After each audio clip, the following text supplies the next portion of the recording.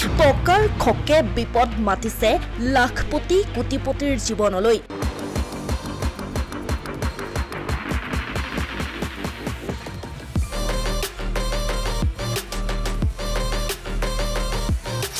নিহাৰ ভিতৰতে সপোন দেখিছিল কোটিপতি হোৱাৰ সেই সপোনেই এতিয়া দেখুৱাইছে জেলৰ বাট বিশাল স্বপ্ননীলৰ পাছত এইবাৰ গ্ৰেপ্তাৰ হৈছে ইটোৰ পাছত সিটো প্ৰবঞ্চক টকা সকলোকে লাগে কিন্তু সেই টকাৰ উৎস কি তাৰো আছে গুৰুত্ব মাত্ৰ কেইটামান বছৰৰ পূৰ্বে ট্ৰেডিং কি অসমৰ মানুহে ভালদৰে বুজিয়েই পোৱা নাছিল কোনোৱে জানিছিল যদিও হেয়া আছিল তেনেই নগণ্য কিন্তু হঠাৎ যেন অসমত ট্ৰেন্ডিঙত আহিল ট্ৰেডিং সৰুতে ডাক্তৰ ইঞ্জিনিয়াৰ শিক্ষক হোম বুলি ভবাসকলৰ জীৱনৰ লক্ষ্য হৈ পৰিল এজন ট্ৰেডাৰ হোৱা ট্ৰেডিঙক জীৱিকাৰ পথ হিচাপে বাছি লোৱাৰ প্ৰৱণতাও বৃদ্ধি পালে নৱপ্ৰজন্মৰ মাজত কম কষ্টত বিলাসী জীৱন উপভোগৰ নামত মতলীয়া হৈ পৰিল একাংশ ইফালে আনক দেখি হাছতীয়া ধন ট্ৰেডাৰৰ হাতত বিনিয়োগ কৰি একাংশই হেৰুৱালে সকলো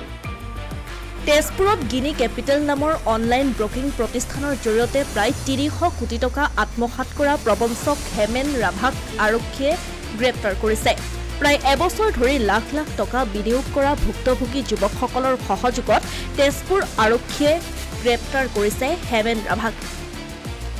বিশাল ফুকন স্বপ্ননীল দাসৰ পাছত এতিয়া আৰক্ষীৰ জালত পৰিছে এনে বহু স্বয়ম্ভূ ট্ৰেডাৰ এতিয়াও পলাতক হৈ আছে আন বহু শোণিতপুৰৰ বালিপৰাত আটক এইটো বিত্তীয় প্ৰবঞ্চক বালিপৰাত ফিনো ফাইনেন্সিয়েল বেংক নামৰ এটা ভুৱা বিত্তীয় প্ৰতিষ্ঠান খুলি মেলিছিল প্ৰবঞ্চনাৰ জাল ধৃত প্ৰবঞ্চকটো তেজপুৰৰ ধ্ৰুৱ বাস্ফৰ বুলি জানিব পৰা গৈছে প্ৰবঞ্চকটোৱে প্ৰায় শতাধিক গ্ৰাহকক 7% টকা উভতাই দিম বুলি লাখ লাখ টকা হৰপাইছিল নিশা চাৰিদুৱাৰ আৰক্ষীয়ে বিত্তীয় প্ৰতিষ্ঠানটোৰ পৰা আটক কৰে এই প্ৰবঞ্চকটোক ইফালে সুমি বৰাৰ সমান্তৰালকৈ পলাতক হৈ আছে আন বহু ট্ৰেডিঙৰ নামত ভিন্নজনৰ পৰা প্ৰায় 50 কোটি টকালৈ অন্তৰ্ধান হৈছে দেৰগাঁৱৰ ভাস্কৰ বৰুৱা আৰু বিপ্লৱ বৰা ট্ৰেডিঙত বিনিয়োগ কৰা প্ৰতিজনকে 10% মূলধনৰ ওপৰত লাভ দিয়াৰ প্ৰলোভন দিছিল বৰপুখুৰী পাৰৰ ভাস্কৰ বৰুৱাই দেৰগাঁৱৰ গড়মৰাৰ বিপ্লৱ বৰায়ো বহু লোকৰ পৰা প্ৰায় 50 কোটিৰো অধিক ধন লৈ ইতিমধ্যে অন্তৰ্ধান হোৱাৰ খবৰ আহিছে এওঁৰ নাম প্ৰফুল্ল বৰা ৰাজ্য চৰকাৰৰ স্বাস্থ্য বিভাগত কৰ্মৰত এগৰাকী বিষয়া ডিব্ৰুগড়ৰ টেঙাখাটত এওঁ চাকৰি কৰে ট্ৰেডিং FXৰ জৰিয়তে উজনি অসমত এখন বিশাল কলা বজাৰ গঢ় দিছিল এইগৰাকী চৰকাৰী কৰ্মচাৰীয়ে বহু হাজাৰ মানুহক তেওঁ যোগ কৰোৱাইছিল বৰ্তমান এওঁ পলাতক এই ক্ষেত্ৰত সাধাৰণ লোকলৈ মুখ্যমন্ত্ৰীৰ আহ্বান এতিয়ালৈকে 38 জন ব্যক্তিক গ্ৰেপ্তাৰ কৰা হৈছে আৰু মই অসমৰ ৰাজ্যক কৈছো যে ট্ৰেডিংটো কমপ্লিট ইলিগেল কোনো মানুহৰ হাততে এনেকুৱা যাদু নাই যে জুনে 30% 25% ইন্টাৰেষ্ট দিব পাৰে এপৰ জৰিয়তেও হৈ আছে মেনুৱেলিও হৈ আছে আৰু এই দুইটা বস্তুতে ষড়যন্ত্ৰত নপৰিবলৈ অসমৰ মানুহক মই অনুৰোধ কৰিছো জমা টকা এনেকে কোনোবাই লৈ যাব এটো কেতিয়াও গ্ৰহণযোগ্য নহয় আৰু আপোনালোকে এপৰ মানুহবিলাকক দেখিছে ডুবাইত যোৱা কৰবাত কেনেকৈ তেওঁলোকে